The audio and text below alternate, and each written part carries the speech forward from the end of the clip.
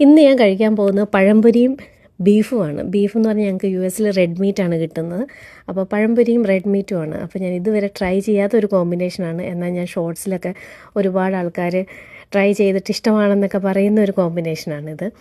അപ്പം ചെറുപ്പത്തിലൊക്കെ ഞാൻ 5ാം ക്ലാസ്സിൽ പഠിച്ചുകൊണ്ടിരിക്കുമ്പോൾ എനിക്ക് ഓർമ്മയുണ്ട്, എൻ്റെ മാമൻ, അമ്മയുടെ ആങ്ങള രമേഷ് മാമൻ എൻ്റെ അടുത്ത് പറയും, അമ്പിളി എടി മീൻ കറിയും ഹൽവയും നല്ല കോമ്പിനേഷനാണെന്ന് പറയും. അപ്പോൾ ചെറിയ കുട്ടിയായിരിക്കുമ്പോൾ നമുക്ക് എങ്ങനെ തോന്നും, അയ്യേ എന്ന് പറയും. ഇപ്പോൾ അതുപോലെ ഒരു കോമ്പിനേഷനാണ് ഇപ്പോൾ ഇത്.